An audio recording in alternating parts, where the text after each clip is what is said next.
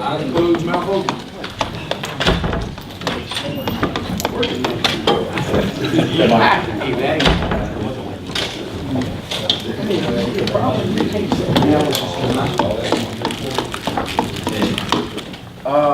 Let me see. Michelle's out today. It was actually.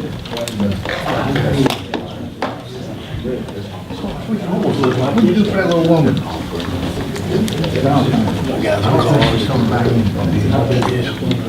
That y'all?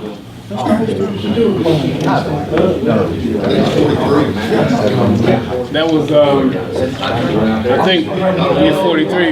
Yeah, 43 did. That was probably, yeah, that was probably 2002 or 3.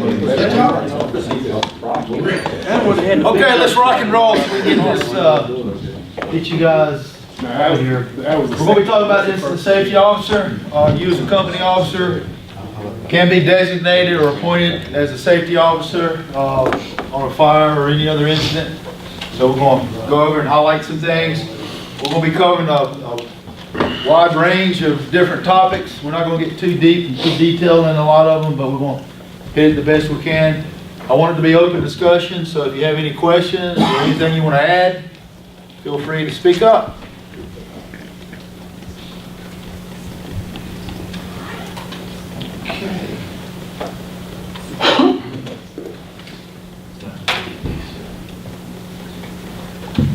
There we go.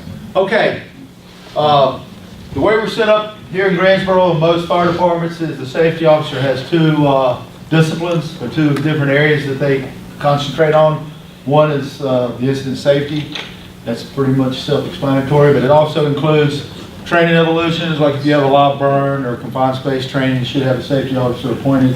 And then the health safety officer, that's the your physicals, your physical fitness, your peer support team, and all the things that have to do with health and safety. There's National Fire Academy courses for each of those, and there's also a state certification for both of those if anybody's interested to pursue that.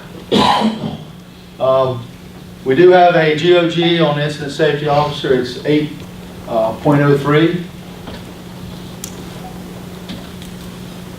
And there's expectations that everyone, you as a company officer or you as an incident safety officer, expect. And one of them is that personnel on the fire scene are going to be trained. Hopefully everyone knows what they're doing. You've been trained. Incident command system is going to be set up and is utilized. That includes the safety officer being appointed, and everyone has been trained and has their proper PPE. Equipment's been checked and operational, and there's an expectation that when resources are dispatched, hopefully they're going to arrive on the scene safe. The last two, the equipment check, making sure the equipment's checked and operational. We have things in place on the fire department to help oversee that. And for an example, here's just one thing we have is the daily engineer checklist that he has to go through on a daily basis and check off to make sure our equipment's operational. Because the last thing you need when you get out there on a call, on a fire or whatever, and you need a saw or you need a fan and it doesn't crank, doesn't work, you're going to be putting people's lives probably in jeopardy. Something could happen. Along with this one, there's also the one highlighted. I just wanted to point out that there's also a daily inspection with your SCBA. That should be checked off by the person that is assigned to that SCBA. That's just kind of a check, making sure that you're checking your own SCBA. Any airborne, 82nd Airborne, anybody ever parachuted before? You know, who would you want to check your parachute? You want somebody else to check your parachute, or would you like to check it? Same thing with your SCBA. So in the morning, you can check your air pack. All right. Responding safely. Okay, that's the expectation. Everybody's going to get to the scene, hopefully safe. But accidents do happen. I think that's part of engine 8 sticking in the grill right there on this car. But things can happen, and your resources and equipment, personnel, and your trucks can be delayed. That's something to be keep in consideration. Chief, Yes. real quick, going back to that air pack, what is, like, when 8/11 happened, what is the procedure? Because I know they bagged everything. Now, who come, when Sterling and them got hurt over there at 8/11, they took the air packs, they didn't even go back to the station, didn't they? Didn't they bagged up the turnout gear and everything? So what's the procedure, the follow-up on that? Who checks that, and what all are they looking for? You talking about OSHA? Yeah. Just so Anytime you have either 3 people injured, sent to the hospital, or you have a line of duty death, OSHA's gonna come in and do an investigation. One thing about OSHA is they deal a lot with industry and businesses. They know very little about the fire department, so just the terminology, talking to the people, they didn't understand a lot of things, but basically, they're gonna want everybody's training records, everybody's equipment records, as far as how we check equipment. Going back to that engineer daily sheet, they want to know, hey, how do we check the equipment? How do we know that everybody's air pack was working properly?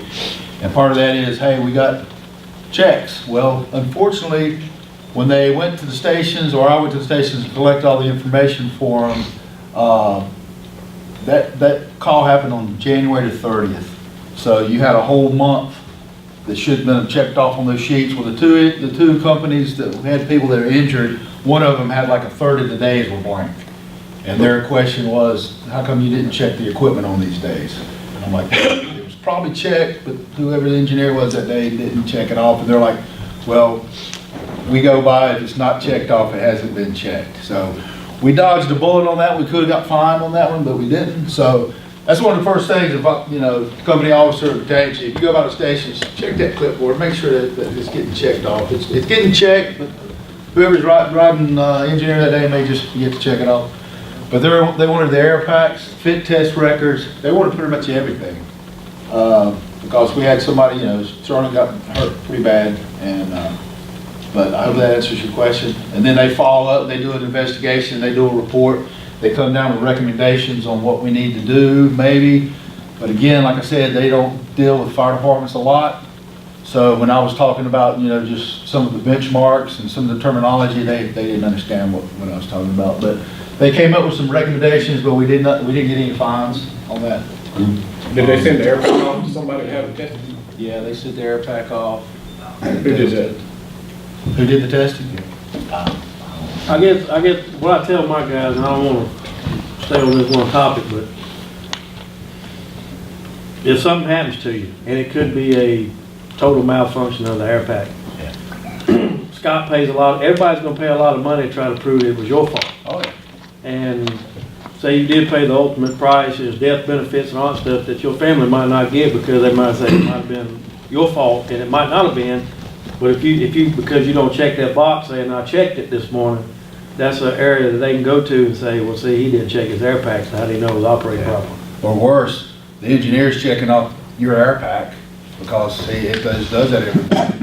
Your air pack fails and you get hurt, and then it's going to come back on the driver. He's going to be held liable for your air pack. So yeah, that's true. I mean, when it comes down to the companies fighting over who's going to pay for the insurance and for the medical bills, they got high price lawyers, and they're going to fight it to determine who's at fault. Would we be better off, instead of just having a box that anybody can check, saying that air pack was checked that day, would we be better off to maybe have some kind of little thing near your air pack? You put your initials on it. Well, that's how the form's set up now. You initial it and check. Yeah. Put the right pressure in and check. Put the pressure and then check it.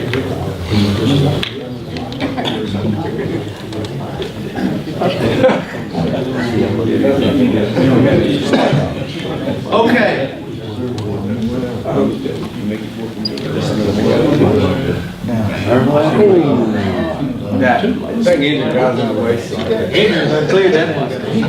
Okay. That just went to show that, that you got equipment responding to an incident, and sometimes things are going to happen. We have protocols and policies on how we proceed through an intersection, how we respond. As far as the incident safety officer, this comes right out of the GOG. The safety officer shall be appointed pretty much on every call you run. Who's the safety officer? That's where it changes a little bit. On your low fire hazard, what are we talking about? Dumpster fires, vehicle fires, single company calls. The incident commander, which is going to be you guys, company officer most likely, can maintain or keep the incident safety officer role. You can function in both. When you start moving to your moderate hazards or your high hazards, then the incident commander shall assign an incident safety officer. Right now, on a lot of our structure fires, it's the second due battalion chief that rolls in, gets assigned to it. If I leave here and have to run to a hilltop on an apartment fire, by the time I get there, the fire's out, and you guys are doing salvage and overhaul. But I try to go to the ones that are close by that I can get to. But most of the time, if I get there, the battalion chief's already been assigned, and he's doing a good job, everything's going great, then I'm just going to let him keep it. But what this class is designed, on some calls, the battalion chief may not be available or may be assigned to another function. So you as a company officer can be assigned as the incident safety officer. Just keep in mind, on your technical rescues and on your hazardous materials, they're going to have like a hazmat safety officer who's going to be concentration on just the hazmat functions in their team. Then there's also going to be a safety officer over the whole incident, and those two safety officers work in conjunction back and forth. Any questions on incident safety officer as far as when they're going to be assigned? And then some of the authority that you have when you're assigned incident safety officer is you've got the authority to halt, modify, correct situations that you deem dangerous. It's going to put firefighters' life in jeopardy or could be injured. When this happens, the incident safety officer should notify the incident commander immediately of what actions need to be taken or have been taken. Of course, the incident safety officer can respond to any incident event for operational assistance, assessment, compliance, and oversight. And then it could happen during the incident. You could have an injury, a few injuries, firefighter injuries that you may have to deal with. Know the procedures with your injuries and your exposures. But then post-incident is when you're going to be dealing mostly with that, and then the development of policies and procedures. Okay, functions. The incident safety officer, you have the authority to assign assistance. Sometimes you may need more than one safety officer on the scene. You got a large facility, a large geographical area, somewhere like the Coliseum, Four Seasons Mall, where you may need to have some help and have additional incident safety officers.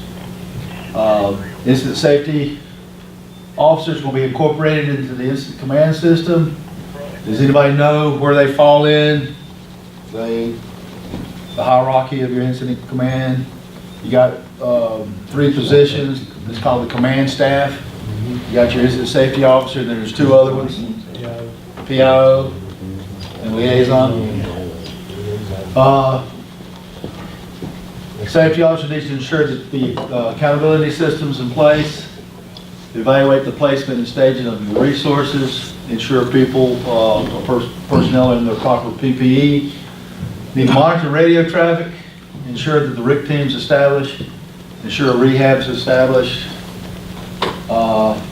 monitor and report any threat to personnel, and then again your post-incident reports and notifications, maybe on scene or after scene, some peer support may need to be needed.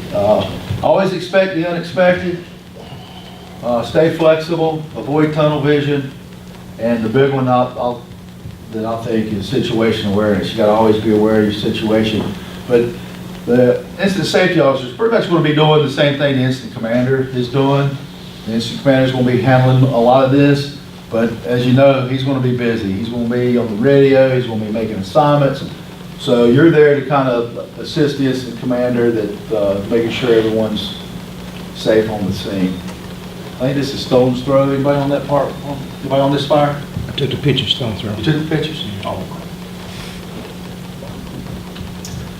Okay, here's an outline. We'll go over it quick. If you guys want this, I can send it to you. But this is an outline that I put together. Everybody's responsibility on the scene is pretty much everyone. It's incident commander down to the individual firefighter. We talked about the safety officer's responsibility, sector officer, company officer, the individual's responsibility, and then assigning a safety officer does not eliminate or diminish the responsibility for safety at all or any level. We know that. And then, again, the safety officer's role, you're going to function under command in the command staff's position. Your radio designation is going to be safety. That's your handle, so to speak. You're going to communicate with command on arrival. It's best to do that face-to-face. If there's a safety officer already been assigned, but maybe that person needs to be reassigned and you're going to take over safety, it's good to do a face-to-face with that person to get an update on the situation.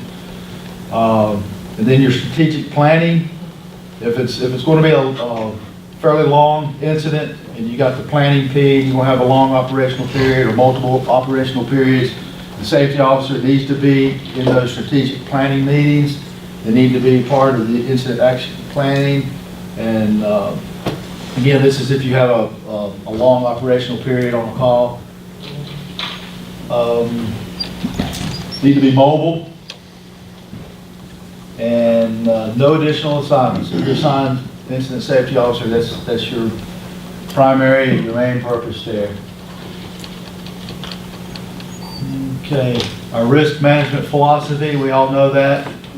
You know, you never put firefighters' lives in jeopardy, but we do have a risky job. There's an assumption of risk that we have to take. You gotta weigh the risk versus the benefit. We all understand that. Structure fires, again, it's assignment, making sure the RIC team's in place, make sure the benchmarks are hit, make sure hazard zones have been set up, make sure people in their proper PPE, accountability system set up, a good understanding of building construction types and fire protection systems is good. Understanding of the fire progression, secondary means of egress, utilities, apparatus placement, exposure protection, monitoring, rehab of personnel, and then injuries and exposure of personnel. You know, like I said, the incident commanders will have a lot on them.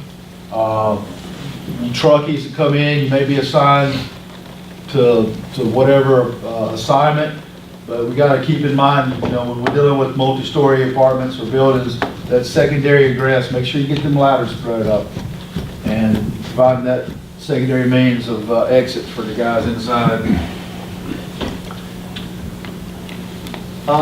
Let me see here.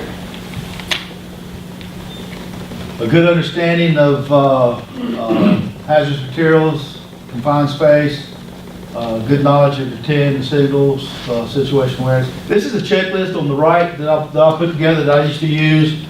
After you use it so many times, you kind of store it away in your mind. But I urge you, you know, if you need to make you one, it may differ from this depending on what area you work.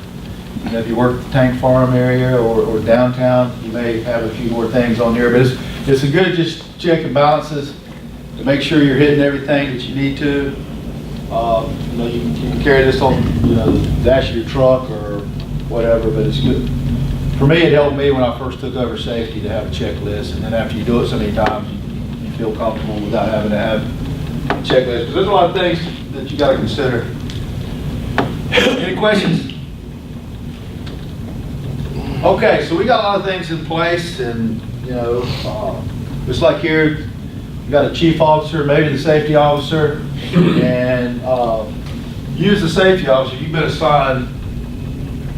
You gonna let this guy go up this ladder here? Let's see what happens.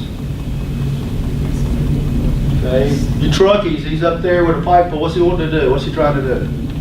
Sounding the roof. He's sounding the roof for what reason? For safety. So he walk across it? Why is he wanting to walk across it? Is he got a saw? He's gonna try to ventilate? I mean, what's he doing? He's out in the room. Okay. You know,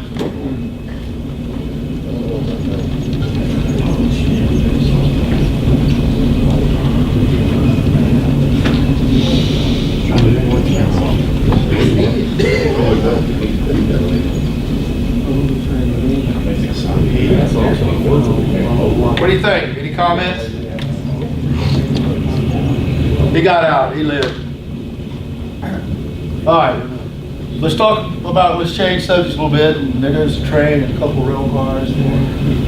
Let's talk about Greensboro. This is where we're gonna be, this is where we work, this is where we ride calls. What kind of calls are you gonna ride in Greensboro? Pretty much everything you can imagine. We got a downtown area, we got high rises, right? We got buildings that are new. We got a couple of them that's proposed to be built. So we'll have a few more high rises. We got buildings downtown that were built in the 1800s. We got nightlife, we got businesses, we got people, you know, you got your homeless, your beggars, whatever. Rail. Everybody knows that we got a main railroad system through here. The major, or the main Norfolk Southern Railroad on the East Coast comes through where? Greensboro.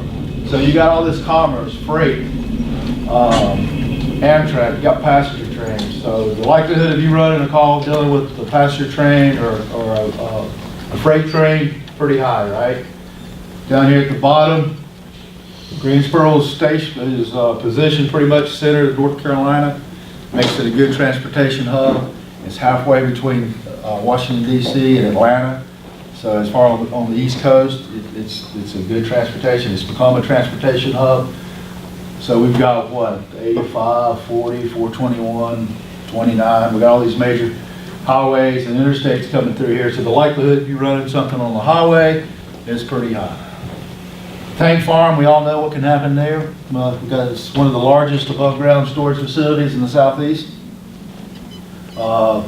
We've got the airport, or the Airtropolis, and I think they're getting ready to change the name to whatever, but Peabody National Flight Airport now. We've got, again, transportation hub. We got FedEx, we got Honda Jet, we got Timco out here working on the military planes. They're getting ready to build a new runway, so the likelihood of running something out there is pretty high. Apartment complexes. We got 600 some apartment complexes in Greensboro.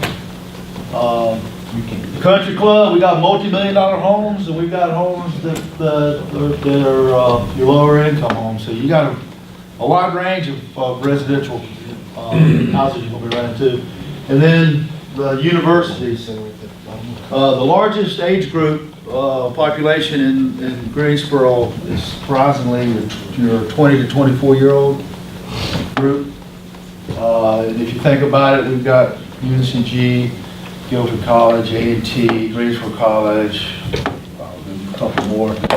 So if you're likely dealing with somebody in that age group or at one of the universities is pretty high. So so you can imagine you guys can run just about anything. It's just we just don't run structure fires anymore. We run just about everything, right? These are some slides that just show some things that you need to be concerned with if you're the incident safety officer. This is the old Metalworks fire we had. I think it's 321 South End, right across from the Green Bean, sort of. 320. 320. Started out as offensive. Who was there? Went in offensive, had to back out, and of course we had a roof collapse. I think in ladder 11, this was like the first day they had the truck and they couldn't get it to work. Something was wrong with it. So that's why you don't see any water coming out of it. You want to say, got any comments on the? Yeah. Don't use residential tactics on a commercial building. That's what got us in trouble. Blitz the fire quickly, big water, mop it up and go home, instead of trying to fight it like we do a residential structure fire and get behind the 8-ball and almost kill rescue 5.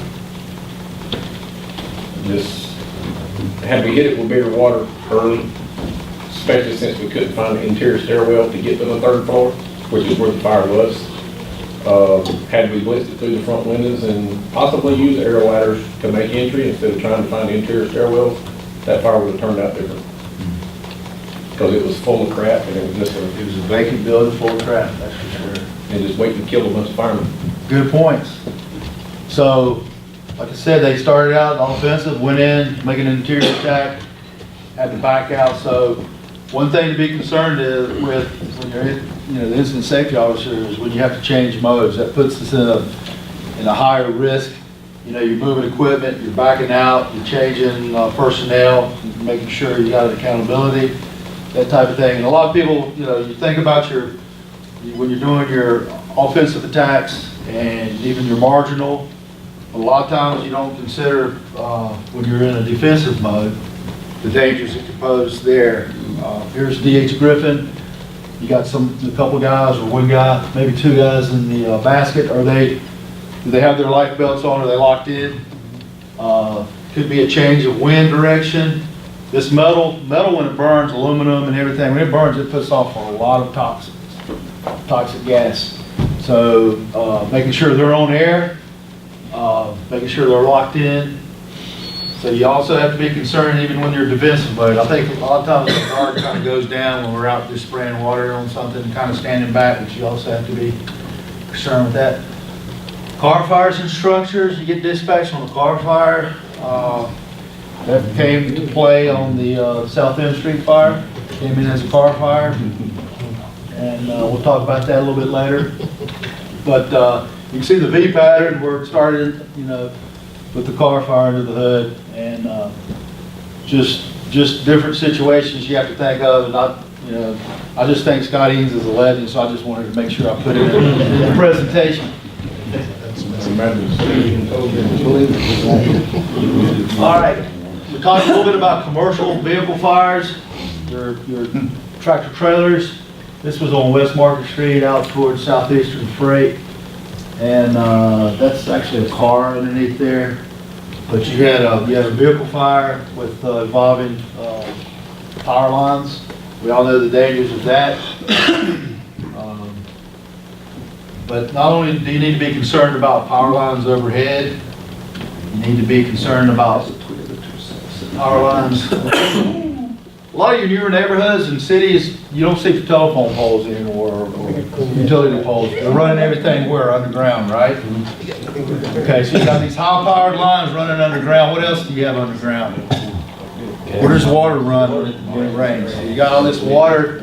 You've got a leak in one of the chambers or something.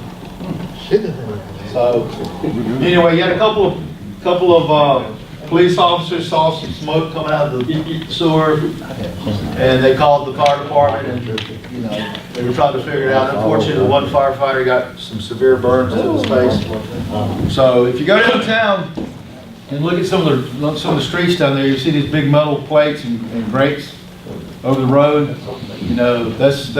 That's what's underneath there. So make sure you don't park your truck over top of one of those if you're involved, unless you don't want something like that to happen. Church fires. We're in the Bible Belt. How many churches are in Greensboro? One every 2 or 3 blocks. You got your traditional churches, and then you got your churches that pop up in your strip malls or whatnot. What are some of the things that you need to be concerned about with church fires? Get that large open area. Hidden spaces. So the likelihood that you run into church fire is going to be pretty high. Know what to expect and some of the dangers there. Highway emergencies, we talked about that a little bit. Not only are we worried about what's being carried, what's being transported, but the actual, you're out there working on the highway, you got traffic still flowing. Sometimes they'll slow down, sometimes they won't, but it puts you to jeopardy as far as working out there. If this fire would have been underneath the bridge, of course you'd have a different situation. You got fire impinging on metal. They jeopardize the integrity of the bridge. This was on 85. Anybody got this call?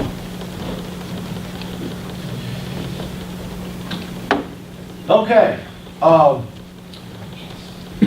This slide's just kind of, I'm trying to point out that not everybody loves the fire department. Everybody should love us, right? But you may go to some areas, get dispatched in an area that they don't like, the fire department, police department, anybody that has a uniform of authority. This is an Engine H territory. You got some tagging, some gang activity, so just be, you know, be on your high alert when you're working around these areas. You may run into somebody doing something illegal, and there you are with your uniform on with a badge. They don't think you're somebody else. Let me show this. I'm gonna play a little audio. I hope it doesn't offend anybody. If I can find my volume. This is a phone call I got one morning when I was a commander, and it just kind of shows not everybody loves us. Believe it or not. I was just leaving Peter on North Battleground when I was almost run over by a fire truck parking next to the goddamn store so they could go and get groceries. Let me see another fucking fireman in a grocery store, and I'm going to get his goddamn groceries. Hello. It's a little hot. You guys are at the grocery store. He actually confronted Engine 41, Jimmy Joyce, and Blaylock, and he went off on him, and Jimmy said he just stood there, and they were like, yeah, they didn't know what to do. The guy must have been crazy, because Blaylock's about, what, this big? And but anyway, we got PD to find this guy, and they knew him. He was a nutcase anyway, but it's, you know, a lot of people out there, they, you know, think everybody loves us because we're there to help them, but they're not. The call we had, the fatality about a month ago on Holden and Walker. Anybody on that house fire? Bishop. Well, the owner of the house, the lady's husband, came back on scene, and he was pretty belligerent. He cussed out a few firemen and police. It was pretty hot, and so just you know, keep in mind that a lot of times you can run into some people that may be combative, or and then of course you got the unexpected. You're doing your 360 around this house to see if it has a basement. You come running around the back and you meet Bruno here. So you got to be aware of, you know, think outside the box. Somebody ran a call a couple days ago with some snakes in the house. Was that y'all? Oh, hell no. Yeah, call somebody else. Okay. Abandoned buildings.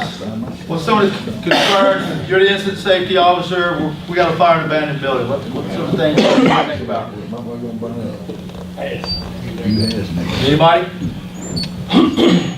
Is it gonna be worth being in there? It's gonna be worth in there. Yeah, the vagrants. How about holes in the floor? There's probably no electricity. You know, has it been kept up? It's probably not up to code. Could be the condition. You know, you could have heavy storage, heavy loads in there. You know. Heavy in the game. Risk versus game. Yep. And then your vacant houses. What's some of the concerns with these? You know, needles, human waste. There could be a couple of big turds in there, or something. You know, vandalism or hate crimes.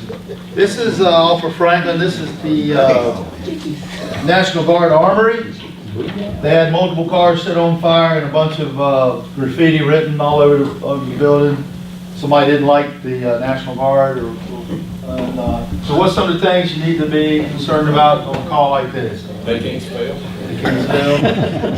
Yeah. Booby traps, maybe secondary devices, you know, that type of thing. All right, some other things to consider. Just like the incident commander, you need to consider weather, date, time of day. You know, if it's freezing and you got water on the ground and you got frozen parking lots, you're gonna have some slips and falls, maybe some injuries. Good understanding of the construction type and occupancy, location and extent of the fire and smoke. Are you gonna have adequate water and resources? This is Cedar Street fire. Anybody on that fire? You don't know all the fire. And then, there's a pattern. Look at him. I got a dog on that election. Hey, John, watching you. I Were proved there any wrong. barriers or problems with scene access? You know, if somebody's intentionally placed something where you can't get equipment in, then that may I don't be know what you got. indication that somebody's maybe using an accelerant or something's going on. You got any comments on this fire? Biggest thing, we're all boarded up. Yeah, truck guys, take your saws and stuff with you. Take your solid with you. They had 3/4 plywood over every opening. Everyone. And those buildings had been flat roofs at one time to put A-frames on. Yeah, they're And all being redone. I think Craig eventually figured it out, but if, had they been able to make access pretty quick when they got there, it wouldn't have got to this point. It might have burned like the end of the right side there. It would have burned that off, but other than that, it'd have been fine. But they couldn't make access and things jumped across the street and it got ugly from there.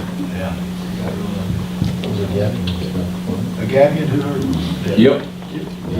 Okay, building construction, this is not a building construction class, but just a good understanding of what you may be facing out there. Apartment complex is built in the 70s, early 80s. They didn't have the fire code and the requirements that are needed today or required today. A lot of your newer apartments even have sprinkler systems in them. But ones built in the 70s, Hidden Lakes, Cottage Place, Colonial, you guys can probably name 30 or 40 more. Is that the ones across the street from 40? No, this is off of Wandale, Cottage Place Apartments. But basically, the fire stopping in these were pretty lax. So if the fire gets in the wall, it's going to find the attic, and we all know what happens when the fire gets into the attic. It's going to walk the dog on in. Age and condition. So, you know, when a building's built, we all know about balloon construction, houses built in that time period, what the dangers are. Know your different types of construction. Won't get in deep into this, but there's 5 types of construction. You guys, with your residential dwellings, you're going to be dealing with your type 5 wood frame, mostly. I do want to point out, there's up here we're talking about the reinforced masonry or tilt slab under your non-combustible. Does anybody know what they're talking about when they're talking about tilt construction? Your Walmarts, your Home Depot, they got the big concrete wall that they bring in and they tilt it up. My first day inside the engine 11, or truck 11, we had to call down at Home Depot where the wall fell on those 3 guys. And anyway, that's something to be concerned about with your tilt construction, with the walls collapsing. Know about your roofs. You guys know this. The lightweight trusses, gusset plates. Some of them are a combination metal and wood. Some's all metal. Some have lightweight decking. Some may have heavy, like the one in the middle's probably got tar and gravel. You may have some dead loads. You may have some HVAC systems. You may have other equipment on top of the roof. Just know that with whatever type of truss system you have, if you've got fire impinging on that, it's going to jeopardize, weaken them, and then you can have a collapse. Basement fires. We all know that's kind of a big thing we've been focused on. Everybody knows the dangers of basement fires. One is, sometimes it's hard to detect. You got to do your 360, make sure you identify it's got a basement. And then we know the dangers of the flow path. If you're trying to fight the fire going down the steps, you're getting hit right in the face with all the everything coming out. And of course, falling through the floor. Anybody want to comment on basement fires? I know we've had a few where some people's been hurt a couple years ago. Anybody on those calls? All right. Levy, we talked about, highway and rail, and there's a chance we could have a big derailment or a big accident on the highway dealing with 8,000 gallon tank of gasoline or whatever. So we've got the potential there, and we could probably make, just like the tank farm fire, we'd be on CNN. But in real life, this is what I think we're going to be dealing with mostly, because you guys, fight mostly residential fires.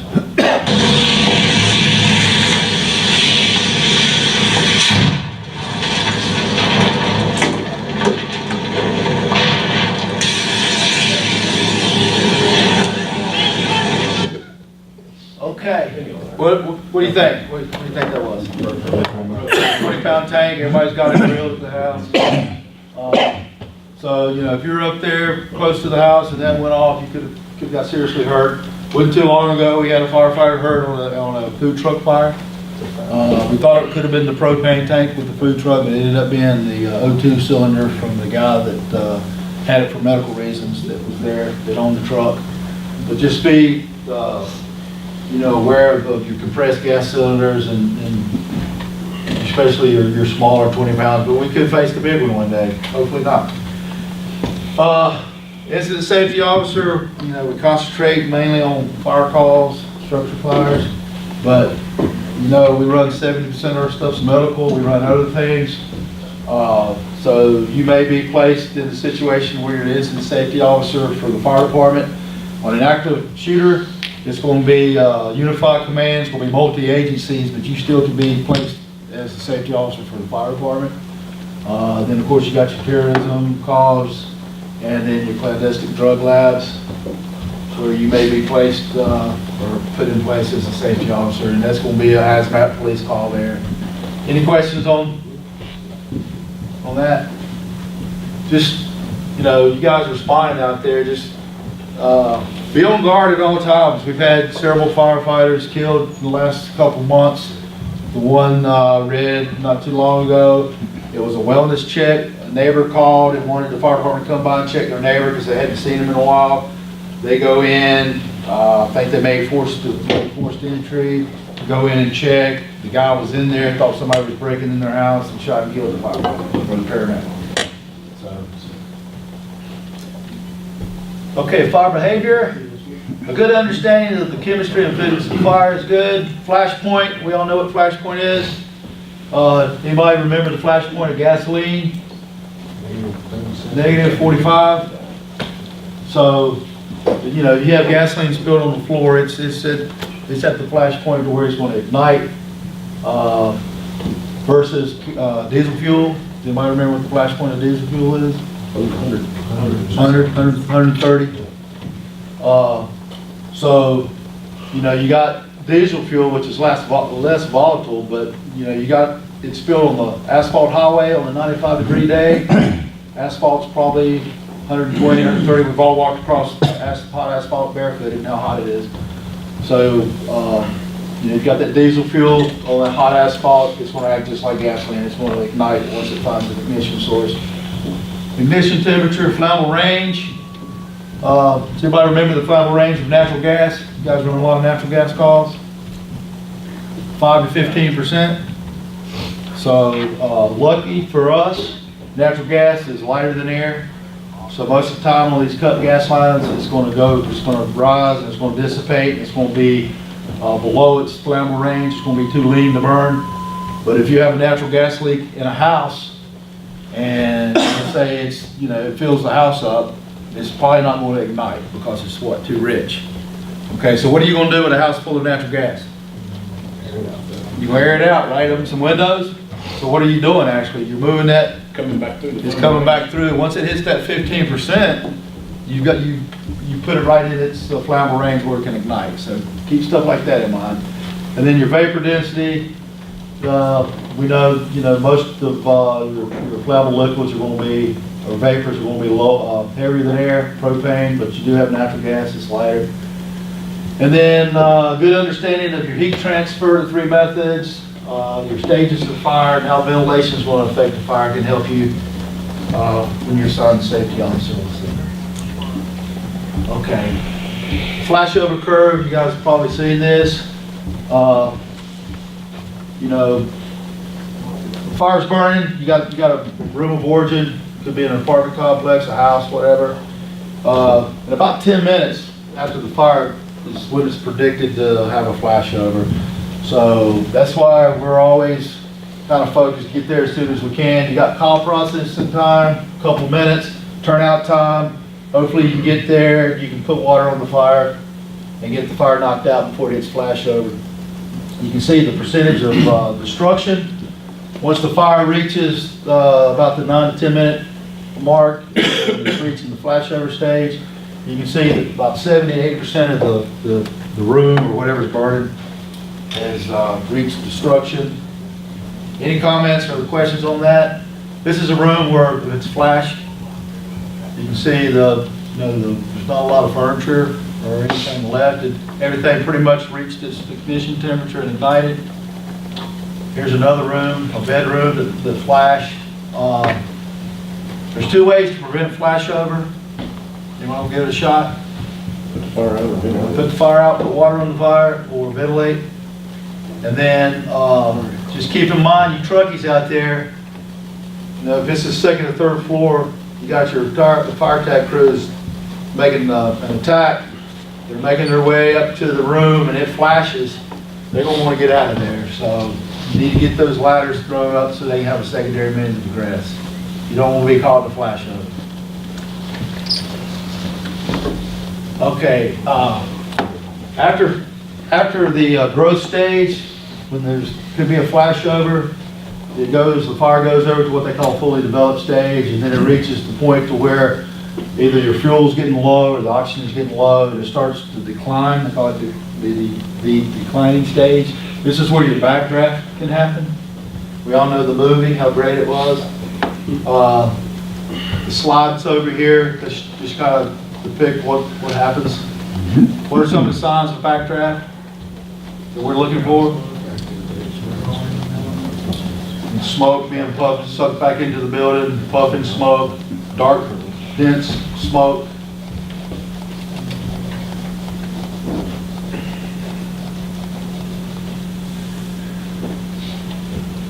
A plastics factory goes up in flames in Lima, Peru. Two men on an aerial platform tackle the worst of it. Suddenly, swirling clouds of smoke swallow them up. They can't breathe. Desperate for air, they crouch down. The firemen turn the hose off for just a second. When the picture comes back, there's total panic. Colleagues rush to help the injured men and drag them away. One of them shows no signs of life. They tear off his breathing apparatus. Okay, anybody on that fire? If you say you've been on that fire. Okay, we talk about backdraft and levees and stuff. We've got these big fire laws and everything that we see on the news and everything, but this slide, I just want to let everybody to think about a backdraft can happen in a 1,000 square foot house. It doesn't have to be a large building or anything. So let's watch what happens here.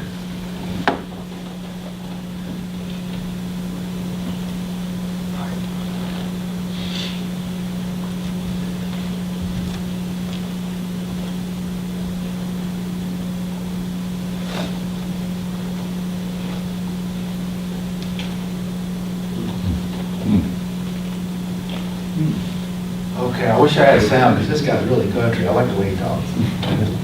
What happened? What happened? What'd they do? They didn't recognize the signs. They opened the front door. The door. A whole lot of signs.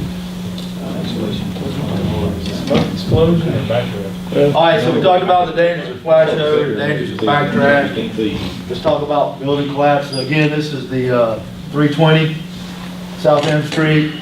The building was already considered unsafe anyway because they'd already attached these steel beams on the side before the fire. You can see it in the other pictures, but if it would have been for those, there's no doubt this wall would have collapsed, I'm pretty sure.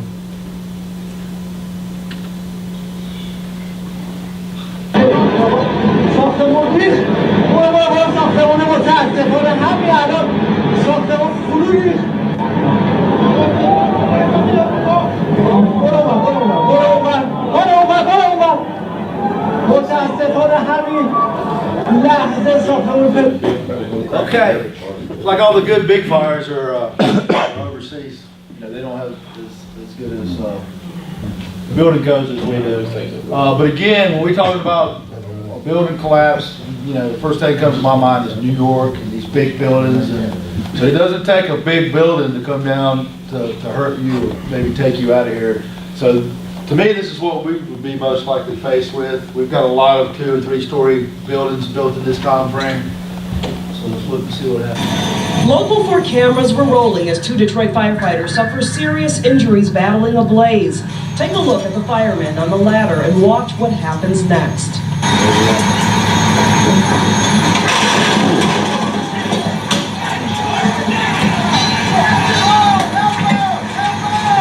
A piece of the roof comes apart, sending bricks flying.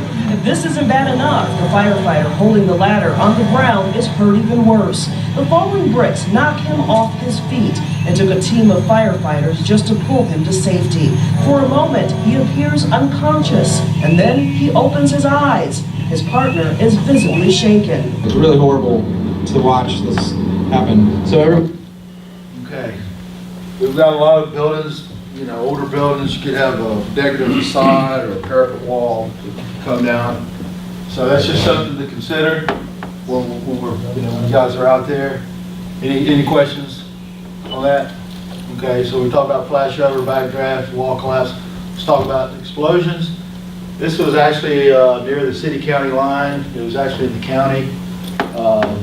We thought it might be a suicide because the guy was found, and but it was a propane explosion. That's what's left of his house.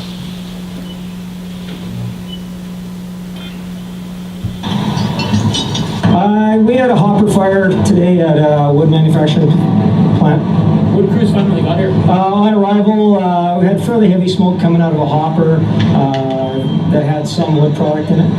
And what happened when you guys opened the hopper?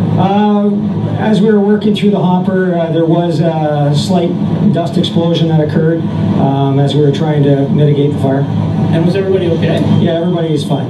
So what is that dust explosion? What happens? It's just the dust meets oxygen and catches fire at a rapid pace. Is it very hot? Is it dangerous? It can be very dangerous. It has a bit of a concussion feel to it, but again, in the wrong conditions, it can really hurt somebody. And everybody was okay? Everybody's fine, yeah. And the fire's now under control? Fire right now, we're still working on it, just making sure it hasn't entered the building. And how much of a cleanup and overhaul is this going to be? It should be fine. Most of it looks like it's contained to the hopper itself, so shouldn't take long.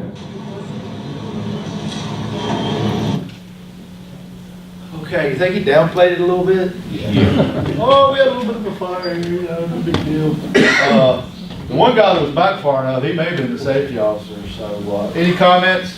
You know, we have a lot of buildings, industry out there that you know, especially furniture, every other industry that have potential of dust explosions or basically any type of explosions. So that's something to always be concerned with. Any questions?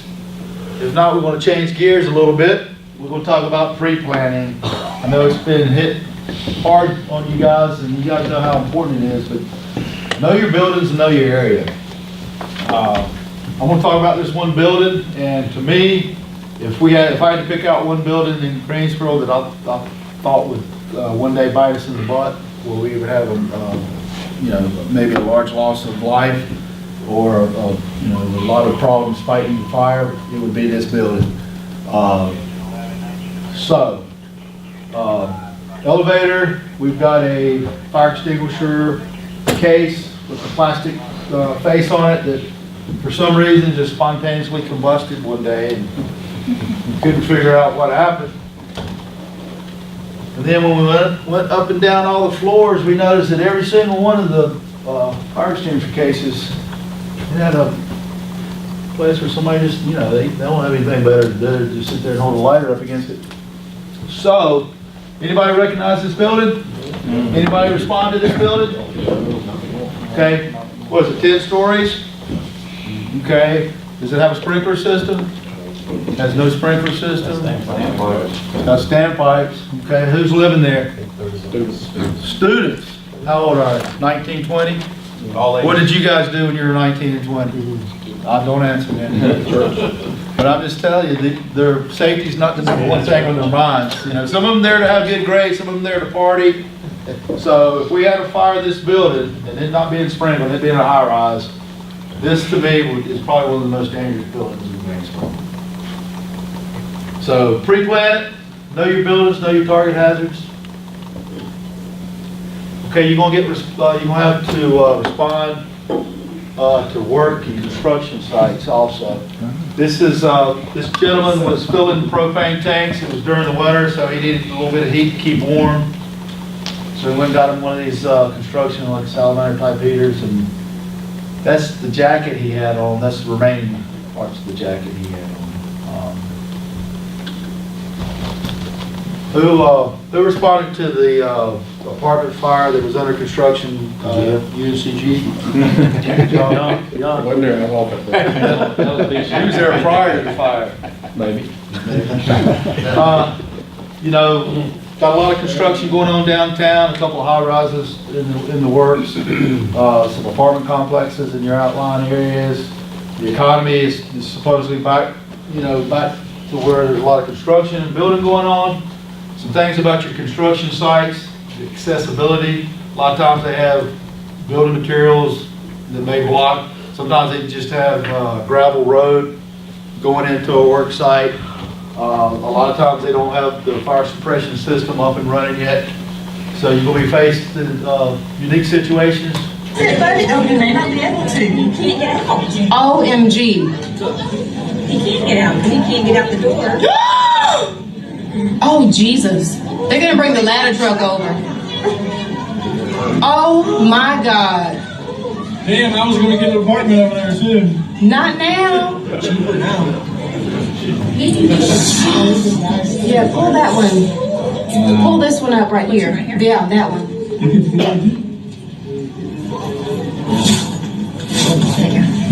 This guy is on the freaking ledge. Look at this. Oh my God. Where? Do they see him? Where is he? Oh my Jesus. Oh my God. Is that a construction guy? Yeah. He was inside there. Do they freaking see him? Unbelievable. Oh my God. Hurry up. Oh God. Oh God. Oh God. Oh God. Oh my God. Oh no. Oh no. Oh no. Oh. Oh my God. Keep going. Keep going. Oh. The glass melting up there. The window melting. They need to get him. Oh Jesus. Oh God. Oh God. Hell, he can jump from there. I mean, good grief. I'd be jumping, man. They need to move that truck up. Oh my God. I think that we probably should be going. Hell yes. Oh, thank Jesus. Thank you, God.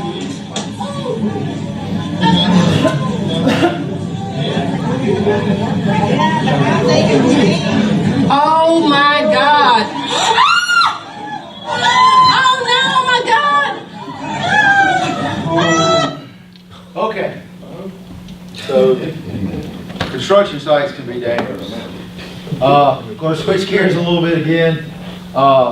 During this time of year, there's something that can happen called a smoke inversion, where you have warm air, a warm front can move in and actually lay over top of a cold air front. And what happens, that's reversed how it is usually. What happens is when there's a fire goes up, heat goes up, and it's trapped and it's pushed back down. This is Raleigh Street fire. Anybody there? Okay. Took this picture, and then about 2-3 minutes later, you couldn't even see the trucks. And this was upwind. So just something to consider. We want to have our respiratory protection on when you're in the building, of course. But sometimes you can even be outside the building and have just as much smoke and everything around you. So just be concerned about smoke inversions this time of year. Anybody ever had that happen to them on a fire call before? All right. Apparatus placement. Something you need to check over here on the left. Of course, you got everybody on the left side, which is good. You got an access to come in. It's key to remember that when you're staging, that you leave a route for EMS. If you have a down firefighter or somebody injured and they need to get in and get them quick, you know, keep your doors closed. A lot of times I'll see compartment doors left open and guys from EMS actually have to get out of the truck and close the door. But, so your apparatus placement's key. Over here, this is just 52 on the window, and just want to point out how important it is to wear your safety vest out on the highway, the visibility. Of course, you got, you know, you guys run them every day. You got cars going up and down the road, people drinking coffee, putting on makeup, texting, whatever, not paying attention. And we've had some very close calls, including this one here.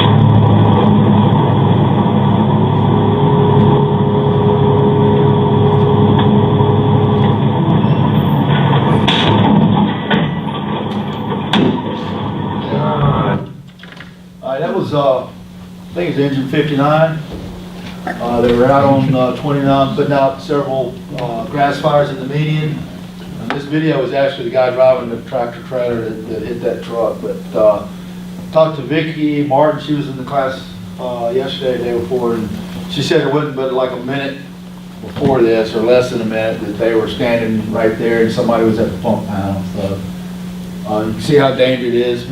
Remember when you know, angle that truck when you're out there to give you a little bit better protection.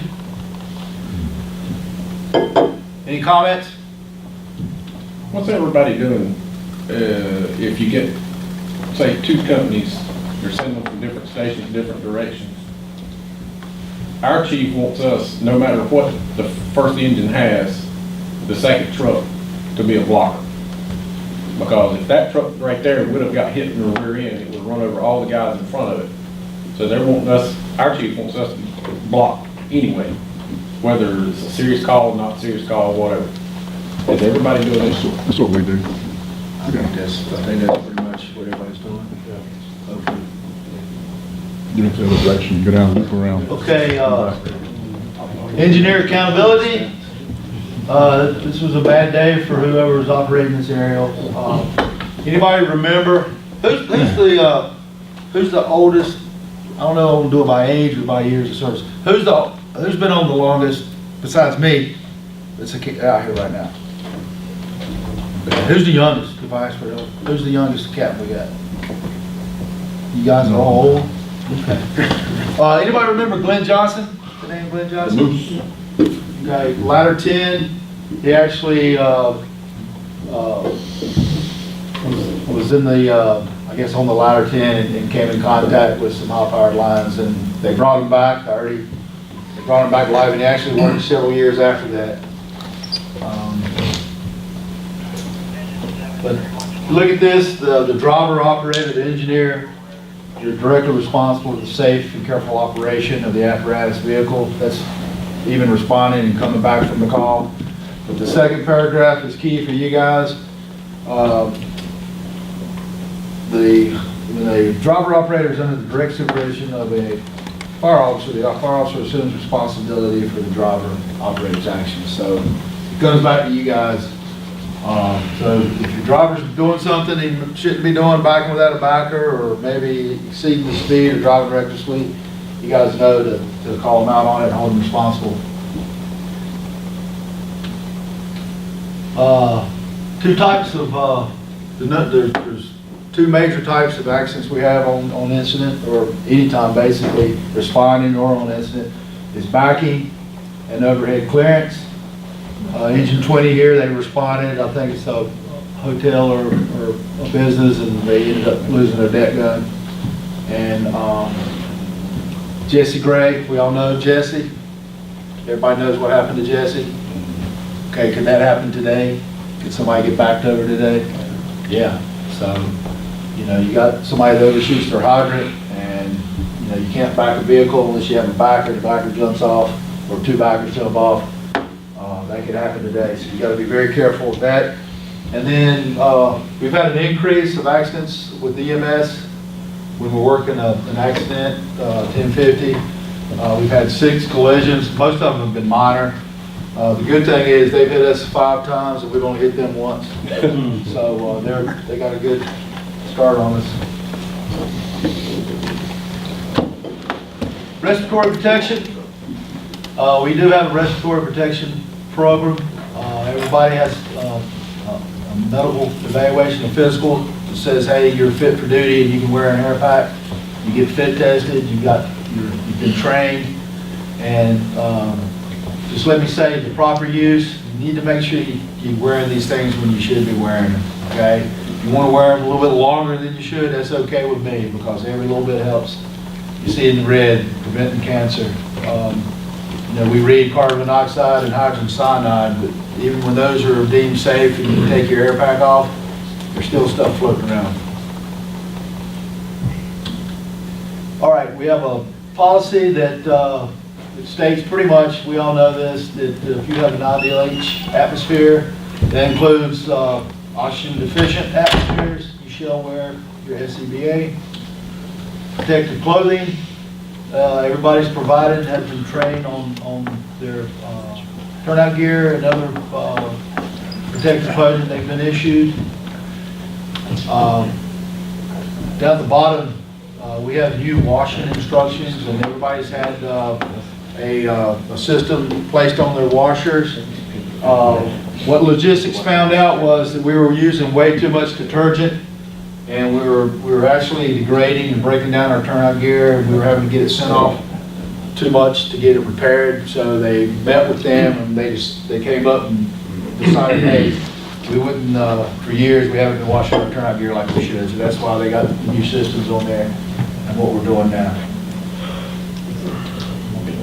Accountability, this is key, this is big. If you're an incident safety officer, there's 3 levels. Who knows what level 1 is? Your station. But you tag on the passport. Let me stress that those passports need to be up to date. I mean, if you have somebody that goes to the doctor for 2 hours, make sure their names get taken off. Because if you get the call one day and it's a big call and we've got, you know, it's one of those huge fires and your company's inside and something happens, the accountability officer is going to look and he's going to think that person's in there with you. So make sure those things are updated on a daily, hourly basis. Level 2, those are your big calls where an accountability officer is recommended.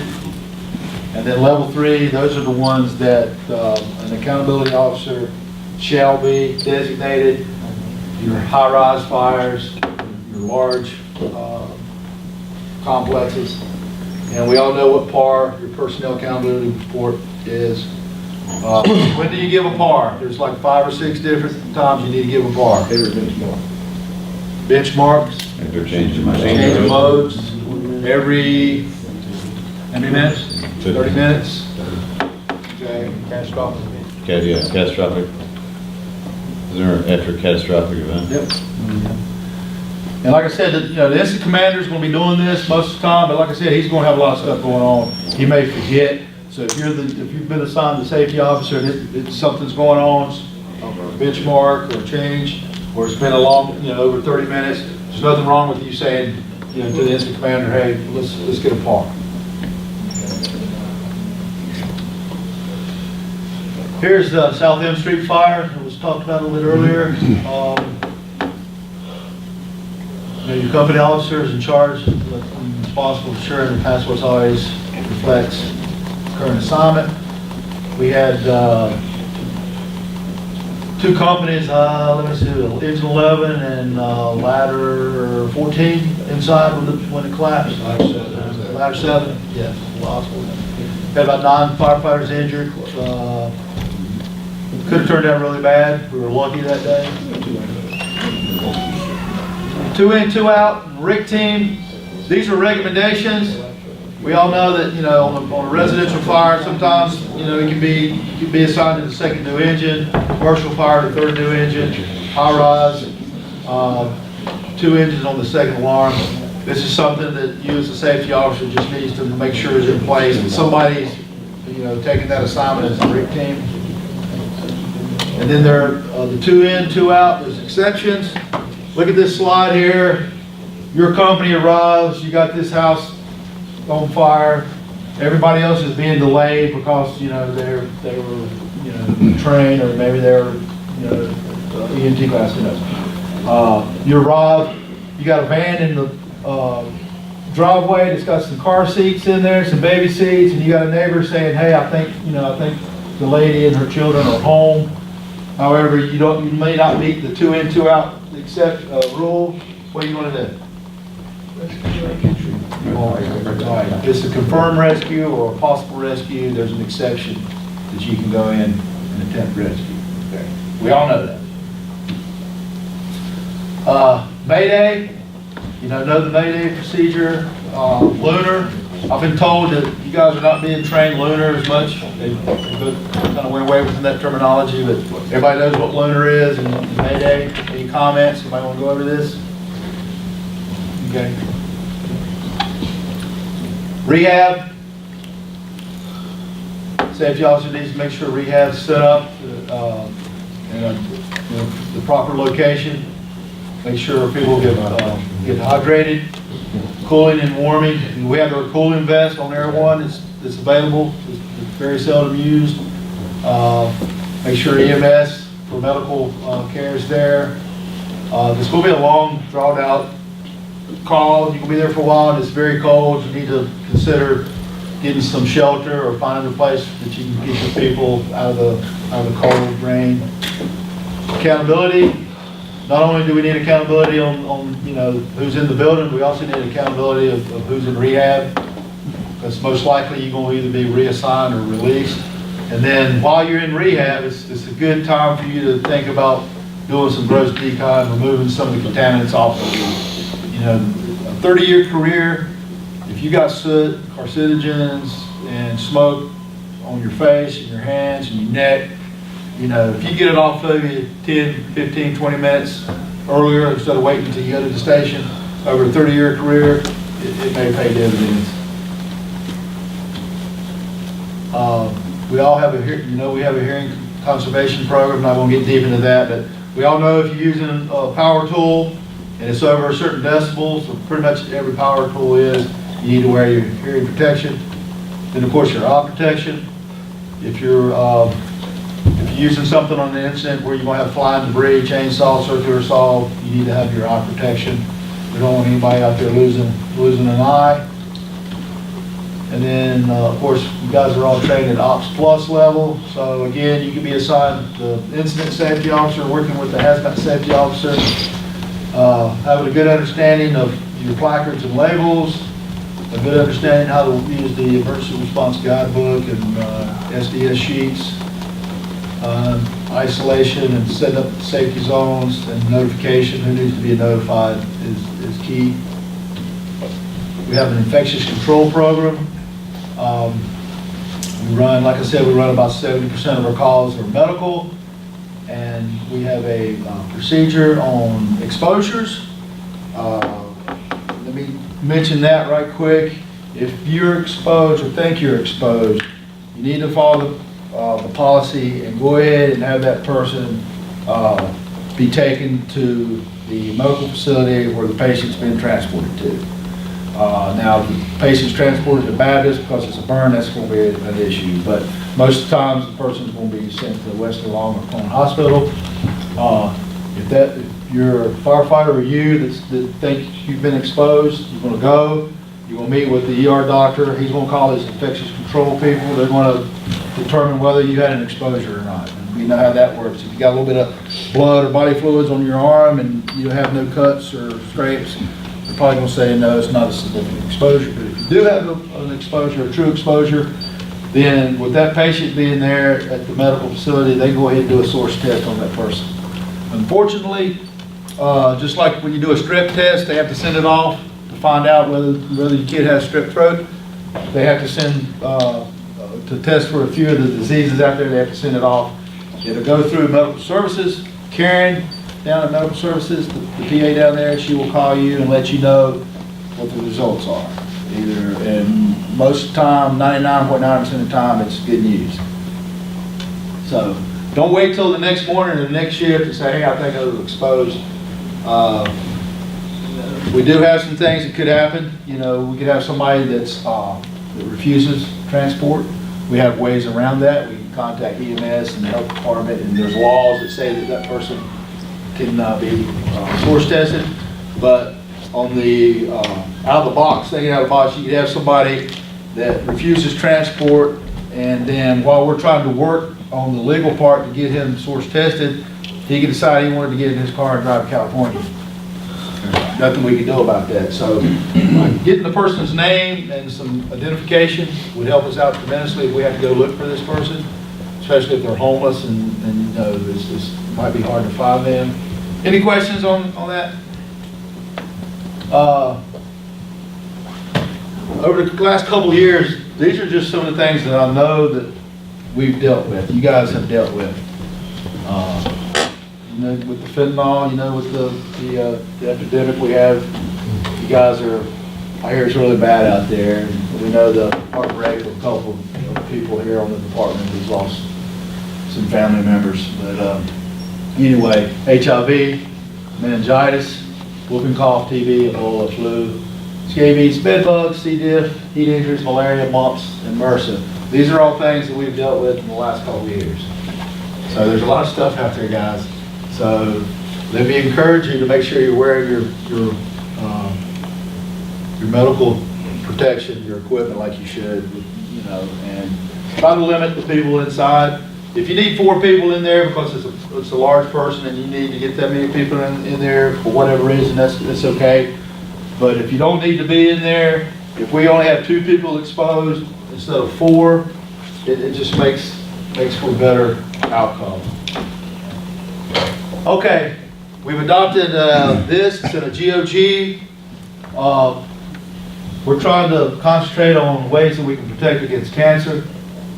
We, of course, everybody knows to wear their SCBA all through stages, even overall. Number 2, remove as much bulk contamination as possible. This is what I talked about when you're in rehab or wherever. It doesn't have to be rehab. We have a hood exchange program that we've put in place. I hope you guys are utilizing it. Get you a clean hood as fast as you can in case you get a second call or whatnot. And one other reason is we found that when people were sending their turnout gear to get clean, for some reason they wouldn't send in their hood. And if you think about where your hood goes, it's around your face, around your neck, throat. That's a very good location for carcinogens to be absorbed into the skin. So you need to get that clean hood. We put wet wipes on Air 1. They're available to use to get some of the bulk, soot and everything off of you, around your throat, your jaw, neck area. Of course, make sure you wash your clothes properly and shower after the fire. That's a big one. Get back to the station, take you long hot showers. You know, back in the day, I did work with some guys that went and crawled right back in the bed. You know, they got a bunch of yards to mow, and the next morning they need some sleep. And they crawl right back in the bed. And but you're only hurting yourself, guys. Ensure that your gear is properly clean. Do not take anything home or store in your vehicle. And then keep all the turnout gear out of the sleeping areas and living areas, your kitchen. You know, you don't want people coming in the kitchen with dirty turnout gear. Again, we talked about our hood exchange program. We talked about the wet wipes. We've talked about maybe putting some wet wipes on the tan chief's cars too. We know if you run a single company call, like a dumpster fire or a car fire, everyone's not going to be there, but there's nothing wrong with you carrying some towels and some soap. And when you're out there, you know, you're out there, you got the fire knocked down, but you got to wait for, you know, PD, or you got to wait for the wrecker or whatever. You're going to be there for 30 minutes. You know, again, 30 minutes over a 30-year career, if you start adding it up, you know, you can get this stuff off of you as fast as possible. And then our new physicals, we're in negotiation with Cone Hospital. They've been doing our physicals for about 10 years. The NFPA standard on physicals have changed. The recommendations have gotten more stringent. They're more focused on cancer. So we've been approved to have additional money put into our physicals. It's $50,000 additional. So it bumps up. We're spending about $120,000 a year. It's going to bump it up about $170,000 a year to get physicals. But in the new physical coming up, like I said, it's under works to to get it all finalized, it hasn't been finalized yet. But in 2018, 2019, there'll be more concentration on cancer. There'll be a cancer screening, and then there'll actually be a P-test where it detects bladder cancer, which is one of the, yes. Can I add some more about the absorption? I've learned recently from some of the seminars I've gone to, for every 5 degrees that your body core temperature rises, your body's ability to absorb goes up 400%. So if you take into the fact that you already have a high absorption rate around behind your ears, under your armpits, in your groin area, but back toward back to the hood exchange program, you're putting that hood on your neck, and then you're going in and you're fighting fire, and then as long as that thing's sitting there, or you turn around and putting that hood on for 2 or 3 fires afterwards, and you're not exchanging it, your body is sitting there absorbing this stuff, especially right behind the ear. That's a high rate. It's a high rate anyway, and then you add the fact that your body core temperature is rising, and now it's even a faster rate. So if you're not exchanging the hood after a fire, you know, it's there for you. Every unit's washing, they're clean. You're crazy, because that's one of the, right now, there's many people I see come in my office that's retired here recently, with the lymphomas, the melanomas, the prostate cancer, the testicular cancer. I mean, all of his friends come through my office every day, or at least once a week, that haven't been gone 2 or 3 years, they've come down with some of this cancer. So if you don't think it's real, you might want to go back and study some of this stuff, because it's all waiting on us. If you don't try to do something, like you saying, get stuff off of you at the fire, exchange your hood, wash your turnout gear, because it's killing firemen all over the country at a high rate. Air One,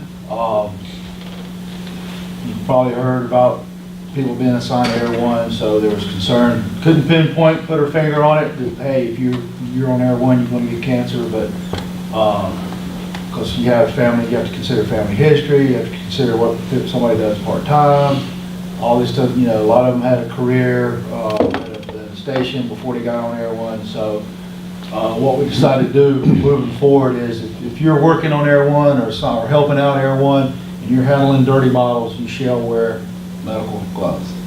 Okay? Because if you think about it, Air One, they go maybe 1 or 2 fires a day, maybe if it's a busy day. They're sitting there handling all these dirty bottles back and forth. It's getting absorbed through the skin. And if you think it's not going to happen to you, it can happen to you. You may get that, the doctor may tell you, you go see him and you're expecting him to say everything's fine, he may give you the news you don't want to hear. And I'm telling you, that's something you really don't want to hear. Okay. Gee, I think it'd be, it's my personal opinion, but I think it'd be a good idea that relocation company needs to hang out for a little bit until those guys get back and at least get a shower. Because if you go 10-8 and you try to get that shower and you get another call, that's a time added on that you hadn't had the opportunity to get that shower. That's something. You ain't have maybe 15, 20 minutes. I don't think your battalion should have a problem unless, I mean, it's just one of them days where, you know, it's really spread thin, but that's something to take with your battalion chief commander, and I'm all for it. I mean, it's just another, because you got up there to take a shower. Obviously, it's important. The wipe, all that stuff is important, but that shower is just as important as the wipe down and everything else. Well, some of your more progressive fire departments have actually installed like saunas, you know, in some of their fire stations where you come back and do like a detox where you sweat it out. So you can when you detox, sweating, you know, some fire departments even go as far as say go when you get back from a fire, work out, because you're sweating this stuff out of your system. The next recommendation now is within 1 hour of returning from the fire, that everyone should have a shower. That's what they recommend. Yes. If you go 10-8, as soon as you get back, you're rolling the dice. I'm just saying if it's that important, then we need to might go one just a little bit step further and make sure that shower is I don't go back and surface everybody taking a shower. Period. In fact, some people might be already doing that. They don't mess around. They don't log games. Yeah. Switch out here, take a shower. Don't take a shower like my daughter, teenage daughter does, staying there for 2 hours. No. I'll tell you something else is recommended now. On the scene, with your turnout gear, it's proven that you can remove 90% of the contaminants off of you on the scene. If you'll wash yourself down with some mild detergent and a brush and a bucket, it's almost like deconning on the scene. Now, granted, you can't do that in the winter when it's 20 degrees, but any other time, you can remove a lot of your contaminants right on the scene with some water and some mild soap.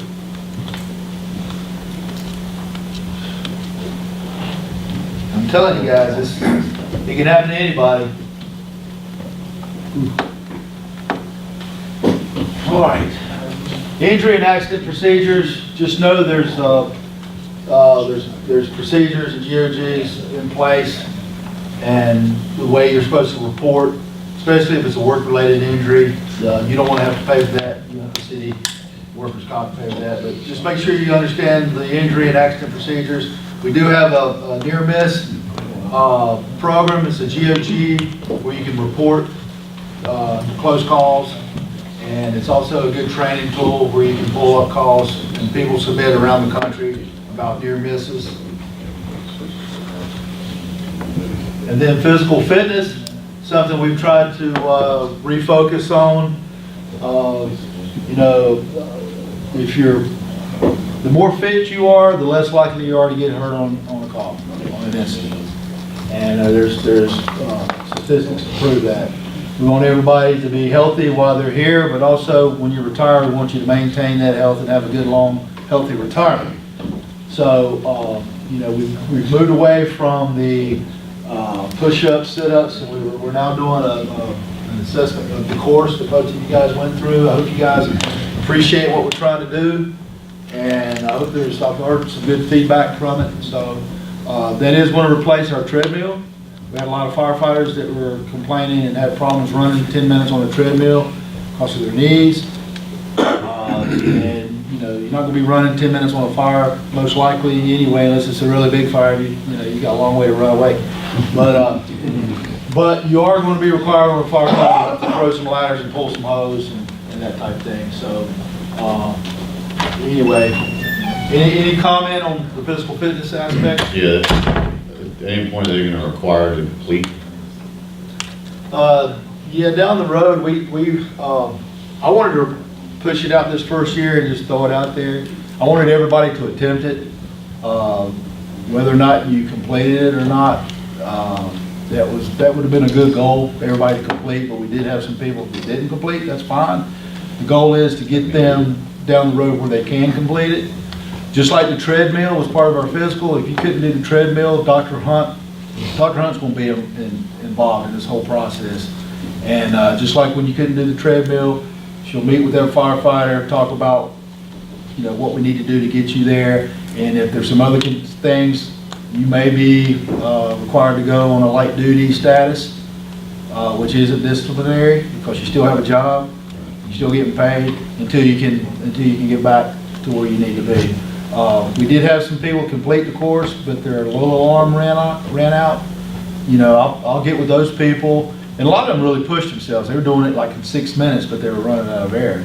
So I'm sure if they would have backed off and done it in 8 minutes, they would have had plenty of air. But we had some people complete the course, but they sucked their ball in 5-6 minutes, which to me just indicates that, hey, maybe they need to do some cardio and maybe concentrate on the breathing techniques, because if you send 2 guys in and you got one guy that can only last 6 minutes on a tank and you got another guy that can last 12 minutes on a tank, they both are 6 minutes basically. And but down the road, we're wanting to see where everybody can place it. And if you don't, there'll be some things set up. The city's got a program, a wellness program. They've got people you can work one-on-one with. Jesse Walker's available. We got a fitness committee. We got some personal trainers that are here on the department. Some of you guys may be personal trainers. If you're interested in being on the fitness committee, we need you. Since Cliff left, and we're missing our certification, one guy that had a certification.